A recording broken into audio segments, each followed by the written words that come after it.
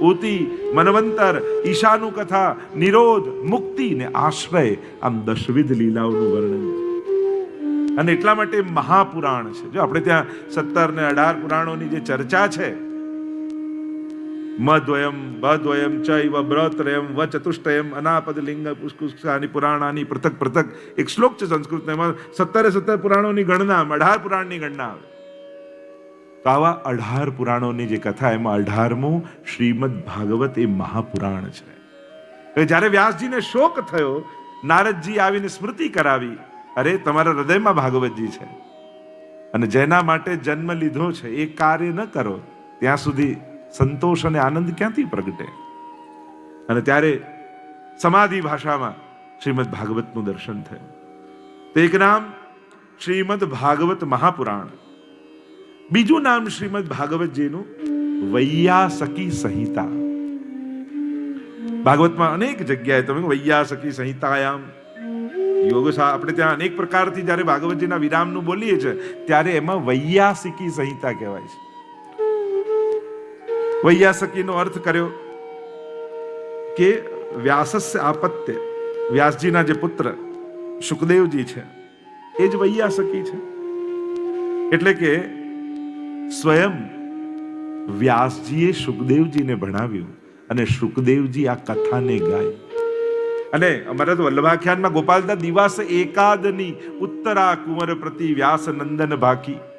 આપણે ત્યાં સપ્તમ આખ્યાનમાં ગાતા ગાતા ગોપાલદાસજી તો કહે છે કે આપણને જે મહાપુરાણ ઠાકોરજીના 10મ સ્કંદમાં આટલી અનંત લીલાઓ કૃષ્ણની આપણે જ્યારે અનંત કહીએ છીએ ત્યારે ગોપાલદાસજી તો એમ કહે છે દિવસ એકાદની, એકાદ દિવસની લીલા જ ગાઈ છે. સમય બહુ ઓછો હતો, 7 દિવસમાં મૃત્યુ હતું અને વધારે ગાવાનો સમય નહોતો, એટલે અધિકાર અને સમય અનુસાર સંભળાયું શ્રીમદ ભાગવતમાં. અને પછી તો અમારા અષ્ટસખા આદિ ભગવદીઓએ ગાયું છે. તો વૈયાસકી સંહિતાયામ, આ વૈયાસકી એટલે કે શુકદેવજીની સંહિતા છે. એવમ નિશમ્ય ભૃગુનંદન સાધુવાદમ વૈયાસકી સ ભગવાનથ વિષ્ણુરાતમ.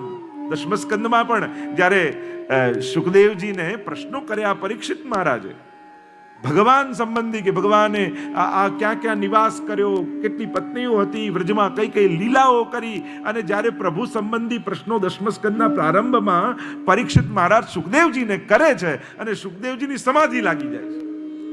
અને ત્યાં એટલે જ વચ્ચે સૂત ઉવાચ આવ્યું. સૂત ઉવાચ તો કે સંવાદ તો સુખદેવજી ને પરીક્ષિતની વચ્ચે ચાલે, આમાં સૂત ઉવાચ ક્યાંથી આવ્યું? તો કે જ્યારે ભગવત સંબંધી પ્રશ્ન કર્યો ને તો ત્યાં જ સમાધિ લાગી ગઈ. અને ત્યારે પ્રભુને ચિંતા થઈ કે અરે કથા અધૂરી રહી જશે તો આનો ઉદ્ધાર કેમ થશે? એટલે સભગવાન, એટલે કે ભગવાન શુકદેવજીના હૃદયમાં પ્રવેશ કરે છે અને 10મ સ્કંદની કથા સ્વયં પ્રભુ પોતે ગાઈ રહ્યા છે, એવો ભાવ. તો ત્યાં શુકદેવજીને વૈયાસકી સ ભગવાન, વૈયાસકી કહ્યા છે. ત્રીજું એક નામ ભાગવતજીમાં, ભાગવતજીનું સાત્વતી સંહિતા યા સાત્વતી શ્રુતિ. આ સાત્વતી શ્રુતિ છે. બે અર્થ કર્યા સાત્વતના. સાત્વતનો એક અર્થ થાય ભગવાન પોતે સાત્વતામ પતિ, અને બીજો અર્થ થાય સાત્વંતો ભક્તાહ ભગવદીયો. આ એની શ્રુતિ છે, આ સ્વયં ભગવાનની કથા છે. અને એટલા માટે ભાગવતજીની મહત્તા જ એટલા માટે છે કે આ ગાય છે ભગવાને, પોતે છે ભગવાન, અને ભગવાનના સ્વરૂપને સમજાવ્યું છે ભાગવત. ચોથું એક નામ આપ્યું અષ્ટાદશ સહસ્ત્ર સંહિતા. શ્રીમદ ભાગવત અષ્ટાદશ સહસ્ત્રી સંહિતા છે. સહસ્ત્રી સંહિતા એટલે કે 18,000 શ્લોકોની સંહિતા છે. આમાં 18,000 શ્લોક છે, અને વિશ્વાસ ના હોતો તો ઘરે જઈને ગણી લેજો. એમ તો કેવા 3,76,000 અમુક શબ્દો પણ કહેતા હોય છે, અનેક અનેક ભાવો છે. પણ એક વસ્તુ ચોક્કસ, દરેકના ઘરે ભાગવતજી જરૂર બિરાજવા જોઈએ. મહાપ્રભુજીએ ભાગવતજીના મહાત્મ્યને સમાજમાં સ્થાપિત કરવા માટે અથાગ પરિશ્રમ કરેલો છે. એક વલ્લભાચાર્ય મહાપ્રભુજી એવા છે જેણે ચોથા પ્રમાણ રૂપે શ્રીમદ ભાગવતને સ્વીકૃત કરાવ્યું છે. વેદથી જરાય ન્યૂન્ય નથી. પ્રમાણ ગ્રંથ એટલે સ્વીકાર કરાવવો એટલે એને વેદ તુલ્ય સ્થિત સાબિત કરવો કે જે વેદાહ શ્રી કૃષ્ણ વાક્યાની વ્યાસ સૂત્રાણી ચૈવહી સમાધિ ભાષા વ્યાસસ્ય પ્રમાણમ તચ્ચતુષ્ટયમ. ચોથા પ્રમાણ રૂપે એટલે કે વેદ, ગીતા, બ્રહ્મસૂત્ર એની જ એક વાક્યતા એને એનો જ વિસ્તાર શ્રીમદ ભાગવતમાં છે. એટલે જ આપણે ત્યાં તો ગોપીનાથજી પણ કહે છે કે ભક્તમ ભક્તિ ભવે. ભાગવતજી વગર ભક્તિ ક્યાં પ્રગટવાની? કદાચ તમારા હૃદયમાં હજી ભાવ ન પ્રગટતો હોય તો ભાગવતનું સેવન કરજો, એમ ગોપીનાથજી આજ્ઞા કરે છે. શ્રીમદ ભાગવતનું પઠન, ભાગવતનું શ્રવણ કરતા ને મેં તો મારા જીવનની યાત્રામાં અનેક લોકોને એવા જોયા છે જે ભગવાનમાં નહોતા માનતા, 7 દિવસ ભાગવત સાંભળી સખડી ભોગ ધરતા થઈ ગયા છે. એવા હજારો લોકો, અનેક લોકો, એ યુવાનો, એ ડોક્ટરો, એ વકીલો, કેવા કેવા લોકો જે ભગવાનના અસ્તિત્વનો સ્વીકાર કરવા તૈયાર નહોતા, એ આજે પ્રભુ સાથે એવો આનંદ કરી રહ્યા છે. આ ભાગવતનો પ્રભાવ છે. વ્યક્તિઓ ગૌણ હોય છે, વૈષ્ણવો વિચારો મહત્વના હોય છે. અને આપણે ત્યાં મહાપ્રભુજીથી અતિરેક વિચારવાની યા જુદું વિચારવાની મનાઈ છે. એ જ આપણો અન્યાશ્રય છે. મહાપ્રભુજીના વિચારથી જુદું વિચારવું, જુદું બોલવું, જુદું જવું, એ પણ એક અન્યાશ્રય છે. ઘણી વાર લોકો કે આપને કેટલું બંધન, આમ રહેવાનું, આમ જ બેસવાનું, આમ જ કરવાનું, આમ જ જીવવાનું. ઘણા લોકો એમ પૂછે, ત્યારે હું કહું કે આ બંધન નથી, આ જ અમારું ગૌરવ છે કે મહાપ્રભુજીની આજ્ઞામાં જીવી શકીએ ને, એનાથી ગૌરવની બીજી કોઈ વાત ના હોઈ શકે. અરે મહાપ્રભુજીના ચરણો સાથે બંધાયેલા રહેવું, એનાથી સુરક્ષિત બીજી ક્યાં જગ્યા હોય દુનિયામાં? શ્રી ઠાકોરજીની સન્મુખતા અને વલ્લભની આજ્ઞા જીવનમાં બની રહે, એનું કલયુગ પણ શું બગાડી શકવાનું? શ્રીમદ ભાગવત એ અષ્ટાદશ સહસ્ત્રીય સંહિતા છે. 5મું નામ કયું? શુકશાસ્ત્ર. ભાગવતનું એક નામ છે શુકશાસ્ત્ર. એટલે ત્યાં શાસ્ત્રને કહે શાસનમ શાસ્ત્રમ, જે શાસન કરે એ શાસ્ત્ર છે. અને આ શુકશાસ્ત્ર છે. એવું સંયમ પૂર્વક જે સન્માર્ગમાં આપણને પકડી રાખે, એ જ શાસન છે. શાસન એટલે રાજ કરવું નહીં, પણ સંયમિત કરવું, નિર્દેશિત કરવું. એટલે તો આપણે ભાગવતજીને માથે પધરાવીને કેમ ચાલીએ છીએ, આ પોતીજીને માથે પધરાવીને કેમ ચાલીએ છીએ શરૂઆતમાં? કારણ કે એક સંકલ્પ કરીએ છીએ કે હવે જીવનમાં ચાલીશ ને તો આ ગ્રંથમાં જે લખ્યું છે ને એ જ રસ્તે ચાલીશ. હવે જુદા કોઈ રસ્તા મારે નથી ગોતવા. ભાગવત સ્વયં કહે છે, ધાવન નિમિલ્યવા નેત્રે ન સ્ખલે ન પતે દિહ. આંખ બંધ કરીને આ રાજમાર્ગ પર દોડો. અહીંયા પડવાનો ડર નથી, કારણ કે જે ઊભા કરતા શીખવાડે, જે ચલાવતા શીખવે, એ કોઈ દિવસ પડવા ન દે. એટલે કેમ કે લાકડાને પૂછ્યું કે તું, પાણીને પૂછ્યું કે તું બધાને ડૂબાડે છે, આ લાકડાને કેમ તરાવે છે? પાણીમાં જે નાખો એ ડૂબી જાય અને લાકડું તરે.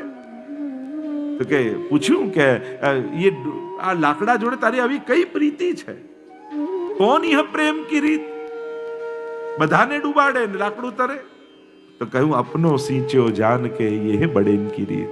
પાણી કહે મેં જાને સિંચીને મોટું કરેલું છે, અને જેને આપણે ઉગાડ્યા હોય ને એને આપણે ડૂબવા ન દઈએ. ગીતાજીમાં ભગવાન અનેક પ્રકારથી, જ્યારે ગીતા જયંતિ આવશે ત્યારે આપણે ગીતાજીનું દર્શન કરીશું ચોથા દિવસે. જો આપણે દર વખતે એક વિશેષ એ થાય છે કે ગીતા જયંતિ આપણા પાટોત્સવ સમય આવતી હોય છે, તો આ વખતના ક્રમમાં પણ આપણે એ રીતે જ લઈશું. તો આ શુકશાસ્ત્ર છે, શુકદેવજી દ્વારા ગવાયેલી કથા છે. અને કોઈ મહાપુરુષ જીવનમાં મળી જાય ને પછી આપણે પ્રયાસો કરવા નથી પડતા, એનો પ્રભાવ જ આપણને તારી દેતો હોય છે. જ્યારે પ્રયાસો તમને તમારા અલ્પ લાગે ત્યારે કોઈ શ્રેષ્ઠ પ્રભાવમાં જતા રહેજો. કોઈ મહાનતમ, કોઈ સામર્થ્યયુક્ત ના પ્રભાવમાં જતા રહેશો ને તો એનો પ્રભાવ તમને તારી દેશે. જેમ સૂરજ ઉગે ને કમળ ખીલી જાય, સૂરજે કોઈ હાથ લાંબો કરીને પાંખડી ખોલવો ન પડે, એના પ્રભાવમાં આવો એટલે ખીલી જાય. એમ જ જ્યારે એવું લાગે કે મારા પ્રયાસો બહુ અલ્પ છે, મારું સામર્થ્ય બહુ અલ્પ છે, મારી સમજ બહુ અલ્પ છે અને મારા થકી પ્રભુને પ્રસન્ન કરી શકું એવા કોઈ લક્ષણ મારામાં નથી, ત્યારે શ્રી વલ્લભના શરણે જતા રહેજો. ત્યારે કોઈ ગુરુનો આશ્રય લઈ લેજો. એનો પ્રભાવ તમને અધિકાર આપી દેશે. જો જીવ પોતાની જાતથી અધિકાર સિદ્ધ કરી શકતો નથી, અધિકાર અથવા પાત્રતા બેની કૃપાથી મળે, કાં પ્રભુ સ્વયં ઈચ્છા કરે કે હવે આ જીવને દાન કરવું છે, હવે આપવું છે, હવે આની યોગ્યતા સિદ્ધ કરવી છે, એટલે પ્રભુ અનુકૂળતા અથવા પ્રતિકૂળતા, વિપરીત અથવા અનુકૂળ કોઈ પણ રીતે એ જીવની પાત્રતા સિદ્ધ કરી અને એને પાત્ર બનાવી પ્રસાદ આપી દાન કરી દે. અને કાં ગુરુના આશીર્વાદ, ગુરુની કૃપા, અને ગુરુની કૃપા દ્રષ્ટિ પડી જાય તોય એ ગુરુની દ્રષ્ટિને કારણે પ્રભુ એને યોગ્ય સમજી લે છે. કૃપા થકી પ્રાપ્તિ છે. સાનિધ્ય માત્ર દત્ત શ્રી કૃષ્ણ પ્રેમ. મહાપ્રભુજીનું સાનિધ્ય કૃષ્ણ પ્રેમનું દાન કરનારો છે. અને ગુરુ તત્વનો એ પ્રભાવ જ છે. જ્યારે નિકટ જવા લાગ્યા ઠાકોરજીમાં પ્રેમ વધવા લાગ્યો. લૌકિકમાં રહેવા છતાં લૌકિકતા સમાપ્ત થવા લાગી. સંસારમાં રહેવા છતાં ભીતરથી એમ લાગે કે હું સંસારી નથી, હું ભગવદી છું, હું વૈષ્ણવ છું. ગુરુની કૃપા શું યાત્રા કરાવે? તો કે જ્યારે તમે જન્મ લીધો તો એક વ્યક્તિ તરીકે જન્મ લીધો, તમે જીવશો તો એક વૈષ્ણવ તરીકે જીવશો, અને તમે જશો તો એક વ્રજભક્ત બનીને જશો. બસ આ જ ભાગવતની યાત્રા છે. જન્મ વ્યક્તિ તરીકે, જીવન વૈષ્ણવ તરીકે અને ગતિ વ્રજભક્ત તરીકે. સુરદાસ, चित्त की वृत्ति कहां है? कुमनदास, चित्त की वृत्ति कहां है? गोसाई जी जब पूछते हैं ना, राधे बैठी तिलक संवारत, मानो स्वामी जी किस तरह तिलक संवार रही हैं ठाकुर जी का. कैसी सुंदर लीलाएं. अंत समय में ऐसा चिंतन रहना, ये गुरु कृपा नहीं तो और क्या है?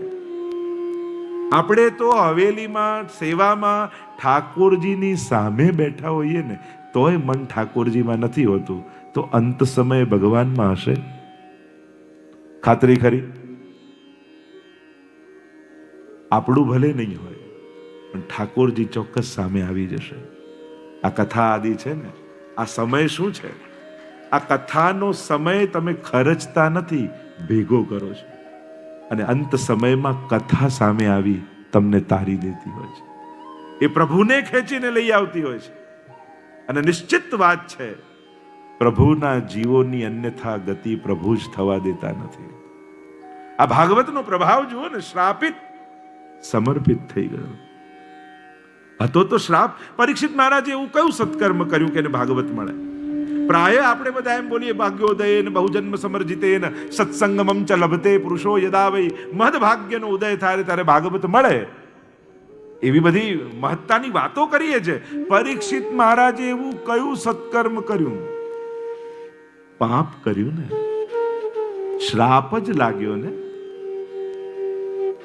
છતાંય ભાગવત રૂપે ભગવાન આવી ગયા. ભગવાનને એમ થયું આ એવો શ્રાપ છે ને, કારણ કે કોઈ ગુરુના મુખનો શ્રાપ છે એટલે હું નહીં નિવારી શકું, પણ મારાથી અધિક સામર્થ્ય મારું જે સ્વરૂપનું છે ને એને સામે મોકલું. એટલે કૃષ્ણએ કથાને મોકલી. કારણ કે કદાચ આ શ્રાપથી કૃષ્ણ ન નિવારી શકત, એટલે એ જ કૃષ્ણ કથા બનીને સામે આવી ગયા. કેમ? પહેલું કારણ તો એ, પરીક્ષિત પાંડવોના વંશજ છે.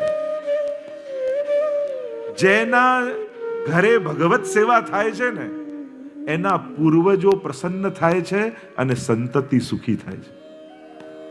જેના ઘરે ભક્તિ થાય છે ને ઠાકોરજીની, એના પૂર્વજનો ભગવાન ઉદ્ધાર કરી દે છે અને સંતતિને સુખી કરી દે છે. એના સંતતિની પણ રક્ષા ભગવાન કરે છે. પરીક્ષિત મહારાજને કૃપા કરવાનું એક જ કારણ હતું, ભગવદીઓની સંતાન છે. પરીક્ષિતે કેટલી માળા ફેરવી ઠાકોરજી એ નથી જોતા, પણ આના વડીલો, આના પિતા મારા ભક્ત હતા, એ જોઈને ભગવાને તારી દીધા. અને એટલા માટે કોઈ વૈષ્ણવ કુળમાં તમારો જન્મ થાય ને તો તમારી જાતને ભાગ્યશાળી માનજો કે હું તો કાંઈ નથી કરી શક્યો, પણ મારા વડીલોની ભક્તિ સફળ કરી રહી છે. નહીં તો વિચાર કરો, આપણે જ્યારે દુઃખ આવે ત્યારે એક બહુ બોલતા, મેં તો કાંઈ આવું કર્યું નથી, મને કેમ આવું દુઃખ આવે છે? મેં મારા જીવનમાં કોઈને દુઃખી કર્યા નથી, કોઈને હેરાન કર્યા નથી, મેં તો કાંઈ ખરાબ, મને કેમ આવું દુઃખ આવે છે? આમ દુઃખ આવે ત્યારે પૂછીએ, સુખ ટાઈમે ક્યારે વિચાર આવ્યો, મેં તો કાંઈ પુણ્ય કર્યા નથી, મને શેનું સુખ આવે છે? બીજું કોઈ ભગવાનને મળતું નથી, મને જ સુખ આવે છે? એવું મેં કયું સારું કામ કર્યું? ક્યારે વિચારે? દુઃખ માટે તો પાપ નથી કર્યા એ વિચાર 100 વાર આવે, સુખ માટે પુણ્ય નથી કર્યા એ તો વિચાર જ નથી આવતો આપણને. તો પછી ક્યાંથી સુખ આવ્યું? તો કે તમારા વડીલો જે માળા ફેરવી ગયા, તમારા વડીલો જે ભોગ લગાવી ગયા, તમારા વડીલો જે યમનાષ્ટક કરી ગયા ને, એની ઠાકોરજીની પ્રસન્નતા તમારા જીવનમાં સુખ રૂપે આવી રહી છે. જ્યારે તમને એવું લાગે કે મેં કોઈ એવા પુણ્ય કર્યા નથી છતાંય સુખ છે, તો માનજો કે આ તમારા કર્મોનું ફળ નથી, વડીલોએ કરેલી ભક્તિનું પુણ્ય છે. અને એની કૃપા આશીર્વાદને કારણે તમારા જીવનમાં સુખ આવ્યું છે. તો પરીક્ષિત મહારાજ, એક પહેલું કારણ એ છે કે ભગવતીઓની સંતાન છે એટલે શ્રાપિત ને ભગવાને સમર્પિત કરી દીધો. કદાચ બીજું કારણ એ કે ભાગવતમાં ઘણી એવી માતાઓની કથા આવે છે કે જેના કુખે ભગવતીઓ પ્રગટ થયા, ભગવતીઓ આયાની કુખે ભક્તોનો જન્મ થયો. ભાગવતમાં ઘણી એવી માતાઓની કથા આવે છે જેના કુખે ભગવાન અવતર્યા. પણ ભાગવતની એકમાત્ર માતા એ ઉત્તરા એવી છે જેના કુખે ભગવાન અને ભગવતી બંને પધાર્યા છે. કારણ કે જ્યારે પરીક્ષિત ગર્ભમાં હતા અને અશ્વત્થામાએ બ્રહ્માસ્ત્ર છોડ્યું અને બળવા લાગ્યું ગર્ભ, અને પાહી પાહી મહાયોગિન દેવ દેવ જગતપતે નાન્યમ ત્વદભયમ પશ્યે યત્ર મૃત્યુ પરસ્પરમ પુકાર કરે છે, અને ભગવાન અંગુષ્ઠ માત્રનું રૂપ ધારણ કરી ઉત્તરાના ગર્ભમાં પ્રવેશ કરે છે. અને એક ક્ષણે આ ભાગ્યશાળી માતા એવી છે કે ભગવાન અને ભગવતી એક સાથે એની ભીતર બિરાજે છે.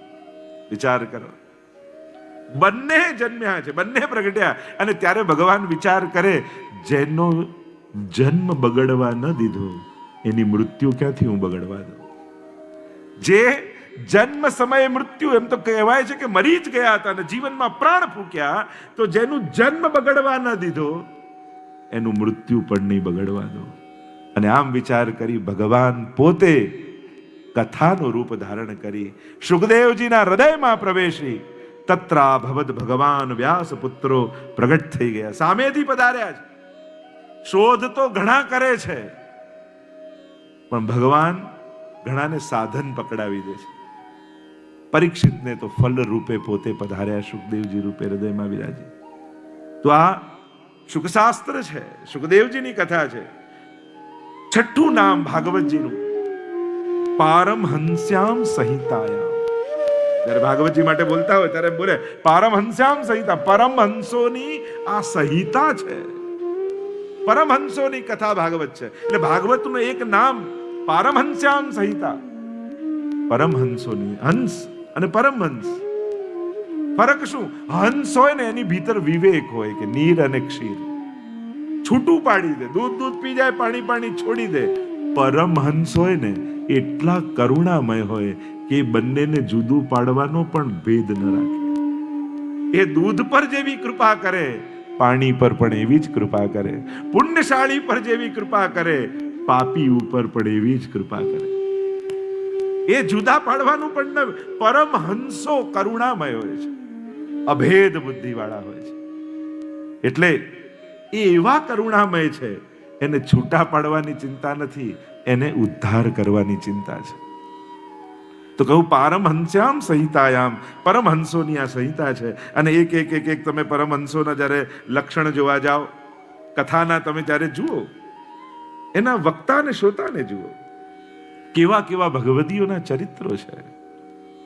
સુખદેવજી, વિચાર તો કરો, યમ પ્રવ્રજંતમનુપેતમપેત કૃત્યમ દ્વૈપાયનો વિરહ કાતર આજુહાવ પુત્રેતિ તન્મયતયા તરવોભિનેદુ તમ સર્વભૂત હૃદયમ મુનિ માનતોસ્મિ.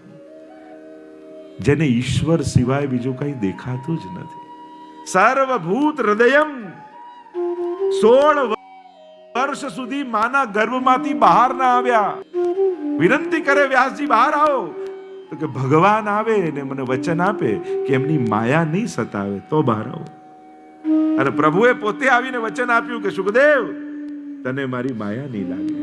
મામે વયે પ્રપદ્યંતે માયા મેતામ તરંતિ તે. માયાથી તરવાનો એક જ ઉપાય. માયાથી તરવું ખૂબ કઠિન છે.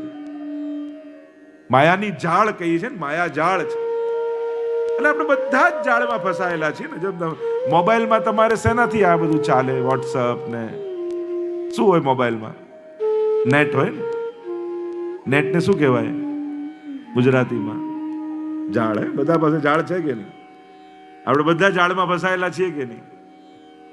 અને એટલા માટે ક્યાંક ને ક્યાંક દેખાતી ન દેખાતી, કલ્પેલી અકલ્પેલી અનેક પ્રકારની અશોચ્યાનંદ શોચસ્ત્વમ પ્રજ્ઞાવાદાંશ ભાષસે ગતાસુ ન गतासुश्च नानु सोचंति पंडिता. गीताजी में भगवान जब बोले तो प्रारंभ में यही कहा, न शोक करवानी वस्तुનો તો શોક કરે છે. જે તારું છે જ નહીં, તારું રહેવાનું જ નથી, એના માટે એવો આગ્રહ રાખીશ કે મારું જ રે, કાયમ રે. તો કાયમ તો તું નથી. કાં પહેલું વસ્તુ જશે, વ્યક્તિ જશે, કાં તું પહેલો તું જઈશ. બંને નાશવંત વસ્તુઓ કાયમ માટે ભેગા રહેવાના જ નથી. સુખને શાશ્વત બનાવવાનો એક જ રસ્તો છે કે સુખનું કારણ શાશ્વતને બનાવશો તો સુખ શાશ્વત બની જશે.